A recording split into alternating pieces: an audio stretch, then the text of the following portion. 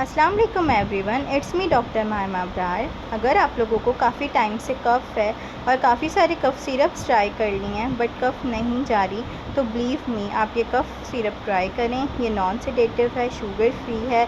Means अगर जो लोग ऑफिस गोइंग हैं वो इजीली इसको ले सकते हैं। जो लोग शुगर पेशेंट्स हैं वो भी इसको इजीली ले सकते हैं। अगर मैं इसकी डोज़ की बात करूं तो एडल्ट जो हैं 3 चमचे 2 से 3 टाइम्स ले सकते हैं, और अगर मैं चिल्ड्रंस की बात करूं तो वो 1 चमचा दिन में 3 टाइम ले सकते हैं। बहुत ज़्यादा इफ़ेक्टिव है, हर्बल प्रोडक्ट है, इसको आप यूज़ करें। इसके अलावा भी कोई क्वेश्चन हो तो कमेंट्स बॉक्स में मुझसे पूछ सकते हैं। Thank you so much. अगर मेरी वीडियो पसंद आई हो तो मेरे चैनल को सब्सक्राइब करें।